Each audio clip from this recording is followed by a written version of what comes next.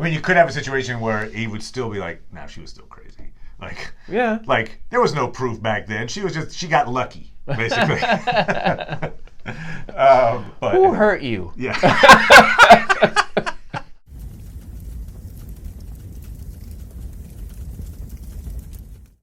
Hey, Linternet. It's Paul. It's Matt, the Dork Lords. We are here talking about Picard, Season 1, Episode 6, The Impossible Box. So, this episode begins with Soji having a dream. We see versions of this dream throughout the episode. It ends with Picard and Soji successfully getting off the Borg cube, the artifact, and heading off to Nepenthe, it looks like to meet up with Riker, and Elnor and Hugh staying behind to kill Romulans. All right, so that's our grouping. That's our bookending. Exactly. Yeah, I thought this was one of the better entries that we've seen so far. Yes. I think it's in the upper echelon. Yes. The difficult parts of the story, like Picard finding a way to get onto the Borg ship, and how what's his name got the story out of Soji or whatever. Narek. Narek, yeah. I liked how those went. I thought it was well written. Excellent. Now, the best part of this episode, and I'm only half joking on this. No, he's only like 1/8 joking. 1/8 joking. Best part of this episode, it's confirmation in canon that soccer exists in the 24th century. Who cares space travel? All that stuff. Still got soccer balls, baby. Yes, right. Woo! Rio says exactly what I would have done in that situation. Give me an open room with a ball. I'm going to start juggling it. I'm going to kick it against the wall. I'm going to actually probably I'm going to paint a soccer goal on the wall. And I like soccer. Anyway, I'm a big fan. I'm a fanatic. And it was really cool. It wasn't like a soccer ball like from the future either. They didn't try to future it up. Like, it's a hologram and it turns into the face of a thing. No, it was a ball you would recognize. 21st century soccer ball, damn it. So anyway, I actually did smile when I saw Rios playing soccer on his spaceship. Like, yes, I totally empathize. I'm hoping next episode we get a little like a 3-on-3 match. You get like Picard and Elnor and Agnes versus Rios and his EMHs, and they play. Okay, no, that would be great. I'd watch that whole episode. The soccer match. Okay. All right. So, yes, yay for that, but I get it. Okay, moving on. Actually, the best part of this episode, I think, involved the conversations between Hugh and Picard. That meeting was very impactful. It was. He was one of the few people who actually is happy to see Picard. Yes. I was waiting. I was like, is he going to hold a grudge? Because, he probably could hold a grudge based on the way things went down necessarily in the past. But he doesn't. He's nice. And in that scene, you got something that you don't often get in TV shows of any kind, really, where Picard comes to Hugh and like, I'm worried, like, what do you think? Something bad's going to happen to her? What are you talking about? Well, you're here from a long way away, and there's been a Romulan that's been... Yeah, the Tal Shiar's hanging out following her. Yeah? Oh, good. That's quick for the audience. Yes, they know that too. That is true. This show so far has done that thing of... It's not necessarily a bad thing. It's just it's a strategy where we know... in some cases, a lot more than so we know more than Soji. Yes. We probably, in some ways, know more than Picard. But yes. So we know stuff, and they're catching up to us. Yes. Sometimes that can be risky because you feel like the audience gets impatient. Yes. But I'm good with it so far. I think because there's still a lot we don't know. So there is quite a lot. This returning to this artifact gets a lot of PTSD for Picard. There's that shot of him looking up at the picture, and he puts it into his face, and it's like, oh, I'm still there. And he's touching the imagined cybernetics.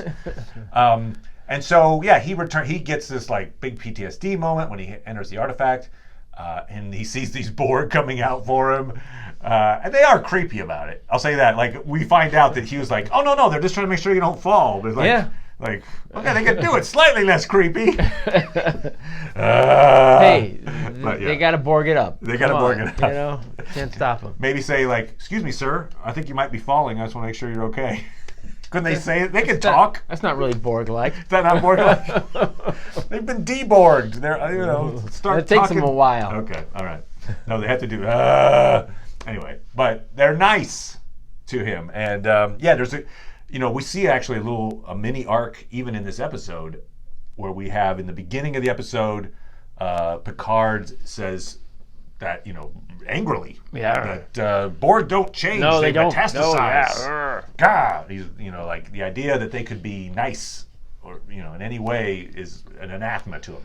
Yeah, it's always amusing to see whenever it's like now that he's not Borg anymore. Anytime anybody brings up the Borg, like what? Oh, they suck. What? he's always having his little death to Borg. Oh, he's just he's always that's a good way to set him off. So it's considering you're one of them. Yes. So he, but by the end of this episode, he has that, I think, a really cool moment when he sees the project that Hugh's doing and, treating these ex-Borg, and he says, thank you for showing me this. Yes. That, they're not monsters, they're victims. Yes. And I think it hadn't dawned on him necessarily until that moment. Yeah, it was interesting when he first started looking around. He saw other Borg. And he was, oh, okay. Yeah, okay, and then one goes, Locutus? Yeah. But the way he says it, it's like a guy at the office, like, hey, Locutus, how you doing? Yeah. Oh, good to see you, man. That was pretty good, actually. Like, oh, what? I had mentioned last week that I thought maybe there was a story arc coming where Picard was going to, in some way, become the Moses, the ex-Borg Moses, or trying to lead them to a better life. And that storyline does not seem any less probable now. I think this leaned into it. In fact, I know we were talking about how bad off are the Borg, or the ex-Borg at this point. I went back and watched the dialogue that Hugh says at one point, right around that moment. Yeah. And Hugh says that they are still enslaved, and that their queen is now a Romulan. So the implication from that is, it's not that they're an ex-Borg and we just don't know what to do with them. It's also they're ex-Borg and the Romulans are enslaving them. So they haven't played that up, but I think that's the case. Yeah. But I kind of feel like they wouldn't rob Hugh of taking that role. And I think it's less. Unless he dies. But okay, anyway. I'm not madding Hugh. I'm just saying it could be but then, You're right. The most likely candidate to be the Moses yeah, of because the it's Borg like, would be Hugh. who wants to stick around and help them with their problems after that? Not Picard. We saw great, with the go. Romulans. like, what? Oh, I quit. I'm just going to go home. I got my person. Yeah. Well, but see, the fact that they left Elnor on this ship ensures they have to come back. Yeah. And so I think there will be a returning to the artifact. Yeah, but and at that moment, I don't know. I feel like there will be at least a subplot. In fact, Hugh even mentions in that conversation, well, it's good to have someone like with your name to maybe speak well for the Free Borg. Right, but so that's different than being the Moses. Yep, right? it is. I get you. It's more it is not the main plot of this. More show. like the lot. The main plot of the show seems to be it's Soji centered. And this, why the Romulans fear synths so much, I think is your main. Yes, that's what plot. I think. But subplot A could be we have this change of heart from Picard, and perhaps he then realizes, oh, they're like me. These are all victims going through PTSD. I will help them in some way.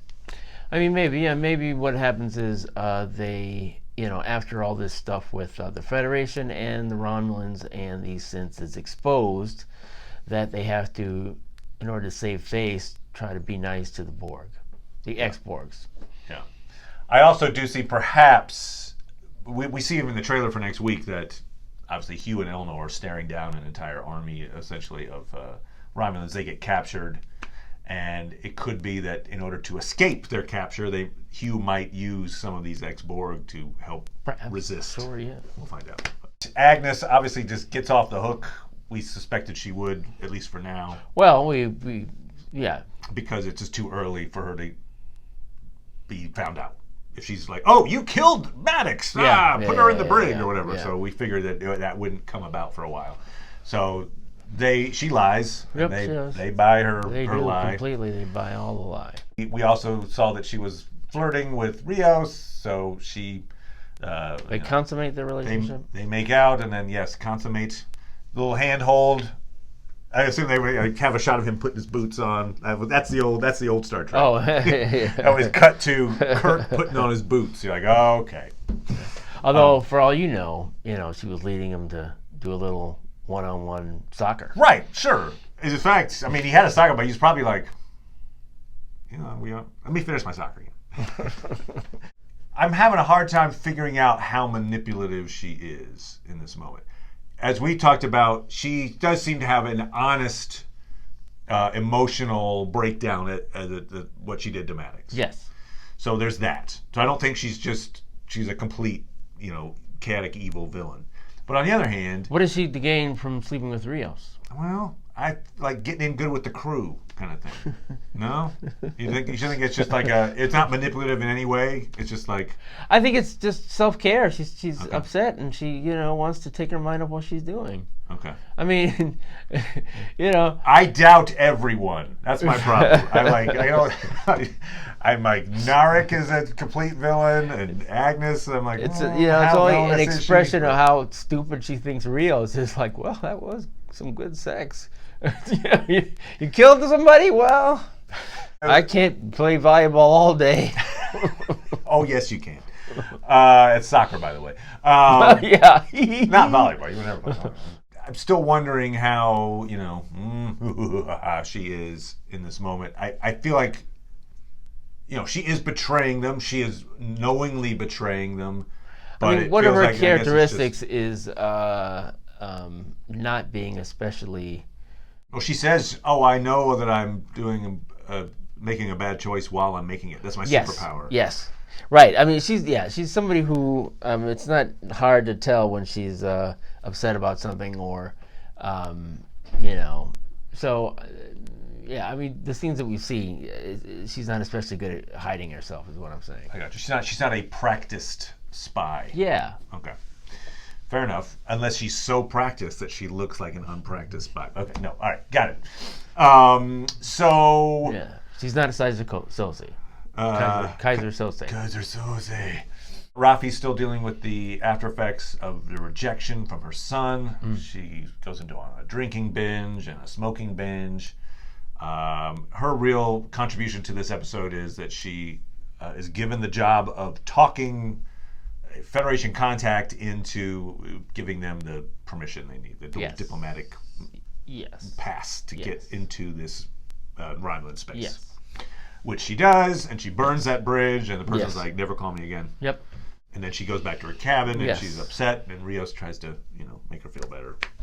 Yeah, but then she also starts to try to think about what's going on, why are the Romulans doing what they're doing, start theorizing about, why Sochi's on board. Yeah, and as we discussed before, her, it's interesting that she is yet to sort of cue into the fact that, if I'm able to expose the situation with why the synths, or what the Romulans are doing with the synths, that maybe that will help mend things with her son. She wasn't as crazy as we thought. Yeah, right. There is a conspiracy. It does not yet motivate her. Yeah. I suppose you're right. Like, we could imagine someday, and this could be easily on the show, where, the conspiracy's revealed. Yep.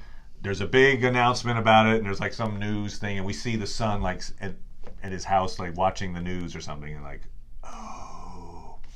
I should call my mom or whatever. Some moment of realization that she wasn't crazy. Right. I mean, because obviously you don't want, those. I mean, and that's happened in Star Trek throughout the series, where it's like, that bad admiral. Well, let's get rid of him. Now the problem is solved. I mean, you could have a situation where he would still be like, "No, she was still crazy." Like, like there was no proof back then. She got lucky, basically. But, who hurt you? Yeah.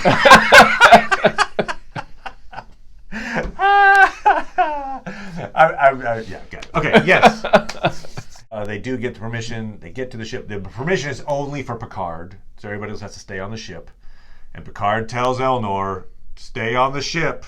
Yes. You can't come with No, me. you can't. Now he is a Good boy. Romulan. You feel like a Romulan could get on, but maybe it's like, oh, it's a special permission only Romulan stuff. It's like top secret Romulan, not just, oh, I happen to be a Romulan, so any Romulan can show up. Yeah, I mean, I feel like I was thinking more about it after we initially talked about this topic, and it's hard to think of a situation where he couldn't have been like, well, I wanted to have some protection, or here's someone who's helped me in my research or whatever.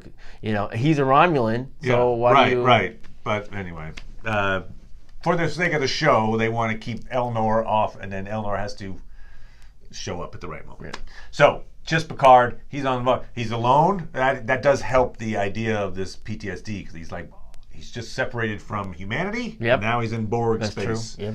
And so it's Hugh that comforts him in that moment, walks him around the cube. He needs to see Soji. Meanwhile, Soji's having these dreams. Narek is trying to encourage the dreams. And Narek mentions to his sister the purpose of she dismisses the dream. She's like, "This is a bug." Yes. And he's like, "No. There's a purpose to these dreams." Yes. And in his mind, the dreams are a way to bridge the cognitive dissonance of a synthetic being realizing it's synthetic. And like, oh. And so it's their way of coping. And so he's like, if I can just get her to communicate those dreams to me, I think I can figure out where this nest of the family of synths are. So he's throwing more hints at her. Remember, last week he's like, you weren't on that ship. Yep. And this week he's like, oh, you know how when you talk to your mom, it's always 70 seconds long? Yes. And that's weird. Yeah. And she tries to stay awake, talking to her Yes, mom. yes. Hitting herself in the hand. And it's like, ugh. And so it's just a sleep program. Which makes Well, it has wonder. many purposes, obviously. Yeah. I mean, one of the things is go talk to Picard. So it's but yeah, it's one of those. Oh, you're disturbed about something? Why don't you have a dream about your father being Geppetto? Well, what's interesting to me is I just thought of this as we were talking here. Maybe if the dreams are that important, that they do help. Yes. That maybe it's. Maybe after they activate, it's not so important because she's now activated, I think. But in other words, maybe that is a regular protocol. Like, oh, the reason that this thing talks for 70 seconds and you fall asleep is because you need that sleep in order to keep your system going. Maybe, but it And might without just be it, she like, goes crazy. you're wanting to talk to me? Okay, well, you're not going to get a lot out of this conversation. So Right. Why don't you go to sleep? The more I soon? talk, the more you'll realize I'm not actually here. Yeah. So, blah, blah, blah, blah, you're the blah, Turing blah, thing. blah. You're the Turing pass. You can pass the Turing test. Yeah. I can't. Right. So she has that evidence. Oh, that's weird. Then she starts pulling all of her old pictures, and it's interesting because for someone who lives in the 24th century or whatever, she's got a lot of like 21st century style thing. Like, oh, I have my scrapbook. Yep. I have my piece of paper that I drew on Yep. and stuff. And it's like, okay, interesting. Anyway, but she's got all that stuff, and then she scans it with this like, I don't know, a Romulan Tricorder or something, who knows? Everything's 3 years old. 37 months. Yes. And so that freaks her out. Yes. Now, I would probably, in that moment, probably rationalize it by like, it's probably broken. It probably says everything's 37 months. Well, you can, Look, I'm 37 months. See? It's broken. But yes, she's already suspecting something's weird. Yes. This thing is confirming that thing is weird. Yes. And now she's like, oh, hell. Yes. So Narek takes her to this another one of these like special ceremony. It's not the slip sliding down the hallway. No, it's this not. is a Romulan thing. No. Romulans aren't allowed into these special meditation rooms. No, they're not. Or non-Romulans are not allowed, no, I should say. yeah. But she is, after he's like, get out of my way, guard. Yes. And so he does like a guided meditation, essentially. Yes. She's in that dream. Her dream is she's a little girl running down a hallway. She sees in her dad's lab, can't see his face, his back's turned, and at some point he's like, get out of here, you. Yes. And she wakes up. Yep. So this time he's like, don't wake up. Yeah. Don't now, care. you've seen him now. Does it look to you like Maddox to you? Not the Maddox for this show. Right, that's what I'm saying. Yeah. I mean, it may not be anybody, right? I mean, it just Right. could be an image in Yes. the head. Of Yeah. It will never be anyone. Yes. But yeah, she has an image of a father figure in this lab, and in this moment, Narek talks her through it enough that she can see that she gets past the orchids, which we've heard about from Dodge. Yeah. And there on the table is a wooden puppet of herself, a Pinocchio. Yes. Which I liked the little callback because earlier in the episode we see that she's also a painter, much like Data. Ah. And she's got those little, I don't know what they call them, those little wooden puppets. Oh yeah, those they're little like wooden you use artist them models. artist models. And so I just like that little That's through good. line. That's good. So she sees that, but then he's kind of like, yeah, great, whatever. What I want you to see is where you are. And so she's able to see that she's on a world that has 2 red moons and there's lightning all over the place. And that's good enough for the sister, Narek's sister, who's been was it Rizzo? Rizzo, yeah. Who's been listening in. Yep. She's like, great, space Google me up some planets with red moons. Yeah. And then, by the way, an enterprising, so to speak, nerd, I think has figured out what this planet is. It is apparently Omicron Theta. Omicron Theta has these 2 moons on it. It is basically the home of Noonien Sung. It's where he died. It's where he basically did his positronic brain research. It's where Data and Lore were called back to him in a Next Generation episode. So it seems almost too likely that that's where that is. I'm almost think somebody would figure that out. Be like, why don't we go to the place where the guy who created Data lives and see if there's anything there. Now the thing is, the planet has been destroyed. Not the planet, but the surface of the planet has been made uninhabitable. The crystalline entity, remember, like Lore basically screwed the planet over. Speaking of which, Lore was disassembled, but it's not complete. If they go to that place, Yes. it's not completely out of the question that Lore could be involved in all this somehow. I don't know. I'm just throwing that out there. Anyway, I don't have a strong feeling either way on that, but we know they've already got Brent Spiner in as Data. They could just put a different outfit on. Right. Well, it would surprise me. I mean, I can't remember how they end. Maybe you guys can tell us. I'll probably look it up afterwards. But I think Data shot Lore, but didn't evaporate him. Oh, well, all right. So he could theoretically have been like boop boop boop, brought back online again. But any case, maybe that's the father figure that I think maybe that's what they used the positronic, part of Soji to write over Lore, and it's like, oh, now I'm Data. No ethical problems with that at all. None. Soji activates. Now, in this moment, Narek's got what he wants, and he steps out of the meditation chamber, locks it, and I'll talk about the impossible box here in a second. I think you're thinking of activation differently. Okay. Well, I mean, like, for instance, Dodge activated when she was being captured. Right. But one of the things you seem to be suggesting is that once she's activated, she still resists the idea that she's, that she's an android. Okay, so she hasn't been like, I'm an android now. Yeah. Okay, she just has all the abilities. Yeah. So it says, she's activated. She's like, I will defend myself. But she still, retains this sort of belief that, I'm just a human. I got you. It freaks her out. Yeah, when she talks to Picard moments later. And again, once she activates, not at this point, but after it's closed, and she's like, let me get out of here. And then she activates because then she takes over, the defense takes over to break her out. She shouldn't know that she can break through that. I got you. So it's like a series of subroutines in her brain that aren't, it's not the memory of what you are, it's just instinctive stay alive behavior. So. And presumably that's what they're afraid of when they say activation, and not necessarily boom, now you have all your old memories and all this other stuff. Good point. I mean, that's a question, right? Of did for 3 or 2 years or whatever, was she having, I'm just an android and and then it's like, okay, now I'm going to put you on the secret mission, but I'll make you forget who you are. You're saying that prior to 3 years ago, she was just an android. Who knows? We don't know. I feel like she was created 3 years ago. Right, she might have been created, and maybe that was when he's like, okay, now I'm going to put you in this secret mission, and so you've got to develop all this. And maybe it's only been 3 years. I mean, it's been 3 whole years for her to get to the point where it's now, and she's only been thinking that she's that way. We don't know. We don't know how long she's been. That's a good point. In this false consciousness. I'll say this: if Narek wanted to kill her with this radioactive mist or whatever it was, Yes.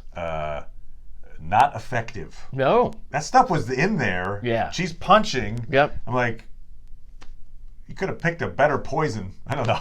It was like, look, we're going to use a slow acting one. I just want to ease her into it. I'd rather her not, Well, it's certainly, one thing that I was remembering is that they have, radioactive poisoning is not deadly on the current on Star Trek. 'Cause for a long time they've been able to treat radioactive. That's true. So it's not gonna. Yes, if you don't get like, out, then it will kill you. But if you agitate, burn. yes, she's got to burn up You here irritated me. Now I'll make sure to kill you next time. Yeah. Anyway, she punches away. Yeah, you out think of they it. would have you would have had in there that acid? That did a good job. Yeah. You should have had some of that Or acid. like a phaser. I don't know. Yeah. Yeah, that's true. The acid. I mean, that worked great. Yeah, that. Talk to his sister about Yeah. that. So the Impossible Yeah, Box. right. That's the point she could have taken over. I got this. All right. We need this bite down on the little tablet. The Impossible Box, the title comes from the fact that there's Many this different meanings. Many different meanings. One would be the cube artifact. The Borg cube would be an impossible box. Another would be this. It's like a Rubik's cube. Or a like puzzle a cipher, box. a puzzle box. Yeah. And the analogy is that the puzzle box, to get into it, is to decipher Soji's brain, get the knowledge from her of where these other synths are. Rizzo is like, just break the box and see what's inside, a la kill Soji or Yes. torture her to death. Yes. And Narek's like, no, you need patience, and you can the box can reveal to you its secrets without you having to kill it. And you just kill it right after. Yes. I mean, if you think about what it took for Narek to get the information from Soji, they did a good job. I mean, Maddox did a great job of setting it up so it was like, what are you talking about? I don't know what you're talking about. It's like torturing her. I wouldn't have been like, okay, I know where we are. No, it's still like, okay, I'm an android, if you say so. I mean, yeah, you're right. What would she have?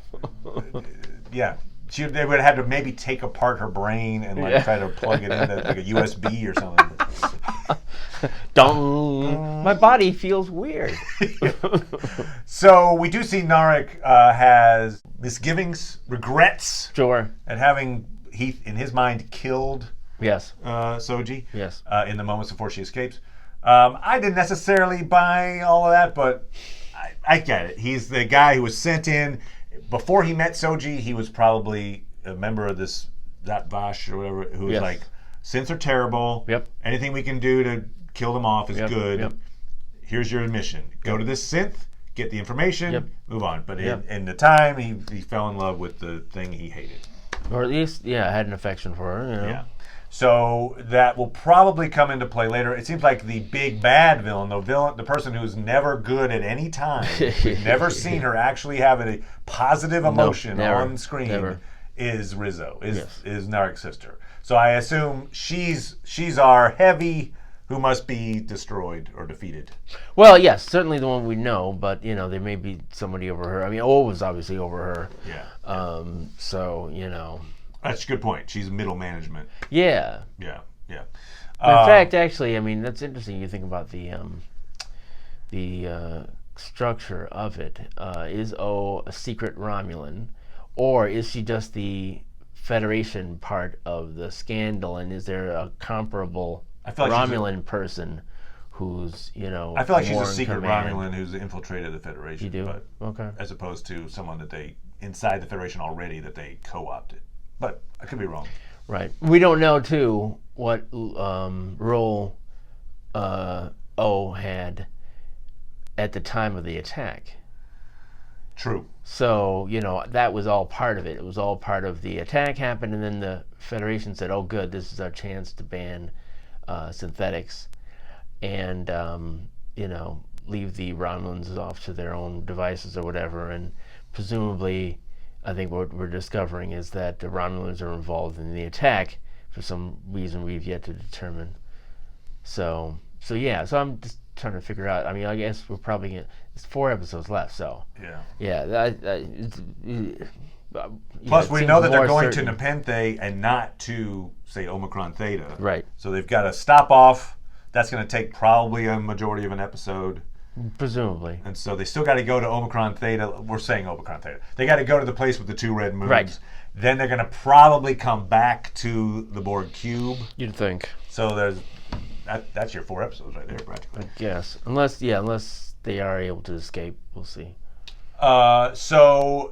Speaking of escape, so it's Picard and Soji escaped through a special, it's like a room of requirement, essentially. It was like, it's the Borg Queen's special transporter area. That was a thing that they got. I did not know this. I had to look this up. Yeah, me too. The Sakarans. Yes, from Voyager. So the Voyager, there was Sakaran tech that was like uber transporter abilities, and apparently I don't know if I'm they gonna. got assimilated. So, Yes. It's like, oh. I don't know if I want to subject myself to rewatching that Voyager episode. But, I mean, that's like one of the interesting things about Star Trek that we've had in the last number of years is the whole Star Trek Discovery with the trans-warp technology, and how that, this great distance can just go like that. And now they still haven't. I mean, obviously, they don't have that technology. The Federation of you're talking you want to about go the- to another planet? Well, spaceship, boom, just put you off to The some spore other drive place. you're talking about. Yes, the spore drive in Discovery. So I guess they have transwarp. transwarp was a thing. Yeah, so the spore drive though is like just crazy sort of transportation. So it'll be interesting to see if they. I mean, I suspect it'll just die with this episode. They won't. Oh, right. Like, in other words, now why don't we go back to that Queen thing and why don't we use that as a transporter from now on? I don't think that's going to happen. Yeah. So they go to Nepenthe. Right, but here, I'm sorry. It's like. You drop something like that in there and then don't pay it off. Yeah, well, later. it's just interesting that, that's a really cool thing. Like, if I was Hugh, the only, like, the highest ranking or the most proficient politically of the Borg that we've seen, be like, let's get a planet and then let's market this teleporter technology, and that'd be a nice thing to do.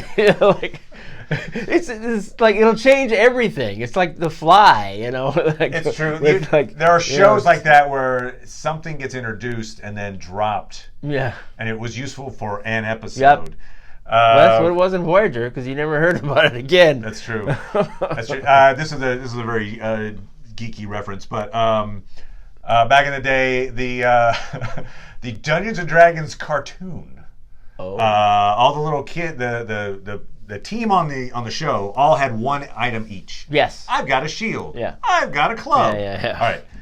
Every episode, practically, they found someone or they found an item that was really useful. Oh, this magic item repels all the evil in the world. That's awesome. Great, we used it. Next episode, it's gone. You're like, what?